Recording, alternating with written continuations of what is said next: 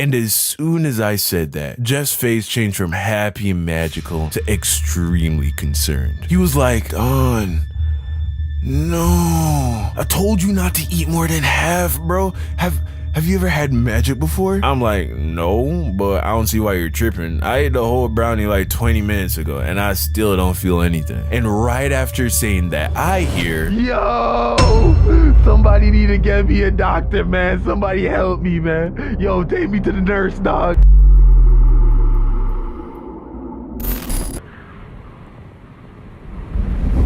So if by now I haven't completely and thoroughly shattered the illusion that I was the angelic, perfect kid that my parents believed I was back in the day, this video will surely fix that. So this takes place back in high school, back in Jamaica. Yeah, man, I was about 14 years old. So one morning I get to school and I'm just chilling in my home classroom before the first school bell rings when one of my boys, who we'll call Jeff, comes up to me with a big smile on his face. He's like, yo, Don, how much lunch money you got today, man? So automatically I'm like, God damn, boy, I just got to school, man. Why is you begging me for money already, dog? Can I live? He's like, Don, chill. Just tell me how much lunch money you got, man. So I'm like, 500. This is Jamaican dollars, of course, and at the time, $300 was a reasonable amount for a day's worth of lunch money. But my mama loved me a little bit extra, so you know, she'd often give me 500. Just for context, back then, 100 Jamaican dollars was equal to like $1 American dollar. So I told him how much money I got, and then he was like, cool, okay. You should go half with me on a brownie. So I'm like, brownie? What brownie? Is there like a bake sale going on or something? Jeff's like, Don, no, bro, I'm talking about Leroy's brownies, dog. So I'm like, oh snap, Leroy? That big dark skinned dude? Nah, I'm good. I know Leroy. He looks like the kind of guy that would scratch himself and then put his hand back in the batter without washing his hands. I think I'm gonna have to take a hard pass on that one. Then Jeff was like, Don, you don't know about these brownies, huh? I'm like, what about them? Then Jeff's eyes lit up in that special way that people's eyes light up when they know a secret that you don't. He leans in and whispers, Don, these are magic brownies. I look at Jeff and I'm like, you're kidding. He doesn't even say anything, just stood there smiling. I gave Jeff all of my lunch money. You see, by this time, a lot of dudes in our grade were experimenting with magic, but they were only using magic inhalers, and that didn't really appeal to me, but I was still curious about magic. So when Jeff told me about the magic brownies, I was like, that sounds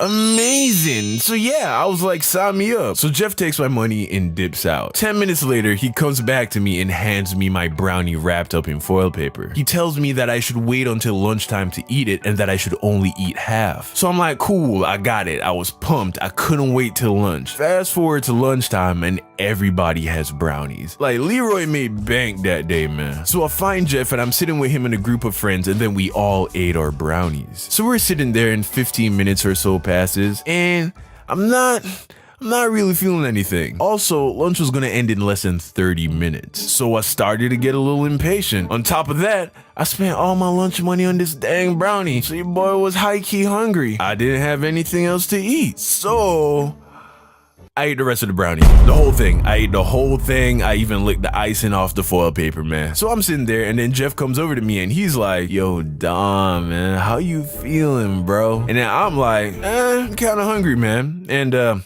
little disappointed. I ate the whole brownie, still pretty hungry, not really feeling any magic. And as soon as I said that, Jeff's face changed from happy and magical to extremely concerned. He was like, Don, no, I told you not to eat more than half, bro.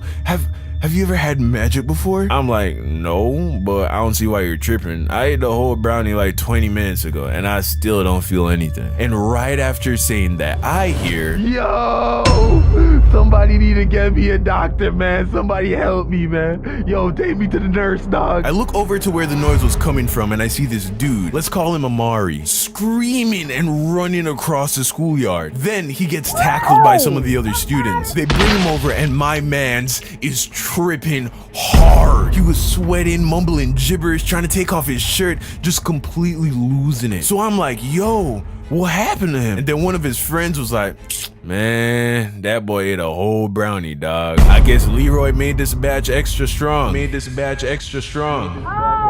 I instantly begin to panic. I mean, I was going to die. Certainly, I was going to die, obviously. Here's why. Amari was one of those dudes that was known to take part in the use of magic inhalers after school. So you understand what I'm saying? This guy was an experienced magic user. He was an experienced magic user and was still going insane. I, on the other hand, have never used magic. And I ate the exact same amount of brownie as he did. I was so there I am, just panicking internally, awaiting my certain death. I was sweating profusely. I looked sick just from the worry and anxiety. Then Jeff comes over to me and is like, yo, Don, how you feeling, man? And then I was like, I don't know, bro. I still don't feel anything too crazy, man. And it was like as soon as I said that, bam, it hit me. And here's the thing when it comes to eating magic. Unlike inhaling it, when you eat it, it doesn't gradually come onto you. One moment, you're fine, just chilling. And then out of nowhere, it's like a magical fairy comes over to you and bashes you over the head with her magic bat, sending you straight into La La Land. I was gone. It was so bad that I ended up skipping all my classes after lunch. There were 3 distinct feelings that I remember from being under magic spell. The first was that time was moving in slow motion. And I don't just mean my sense of time, which did happen. The last 10 minutes of lunch felt like an hour. But I mean visually. The best way I can describe it is like a visual echo. For example, let's say someone waved their hand in front of my face. It was like their hand left a trail of hands as it moved along its path. It completely tripped me out. The second feeling was that my sense of touch became hyper stimulated. I remember just sitting on the floor in complete agony because the wrinkles in my uniform hurt when my skin rubbed over them. Like I would rest my arm on my pants and the bulges in the fabric felt as if they were trying to pierce through my skin. Absolutely awful. The last feeling was severe anxiety. I can honestly say that this was the first time in my life where I experienced a real traumatic panic attack. I was so worried. About what, you ask? I remember in particular, I was dreading that my mom was going to pick me up from school and see that I use magic. And then kill me. So for like the 4 hours between lunch and when I was supposed to get picked up from school, I just sat on the floor, panicking that my mom was going to be just so disappointed and angry with me. But here's the thing. My mom never picked me up from school. And I mean never. She has a 9-to-5 job. She's a manager at a bank. She's never picked me up from school. But for some reason, I was convinced that she was coming to get me. And when she did, she was going to murder me in front of all of my friends. But of course, instead, a taxi cab picked me up. The same taxi cab that had been picking me up every day from school for the prior 3 years. So when I say that it made no sense that I was convinced that my mom was gonna pick me up, I mean, I have absolutely no idea why I thought that. But that's what eating magic can do to you, especially when you eat it at 14 years old. So I get home and I immediately just went to bed. I slept for like 4 hours, got up, and then proceeded to eat all the food in the house. All of it. Like everyone's dinner that my aunt had cooked that afternoon and put in the fridge. Like 4 plates of food, my G. I ate all of it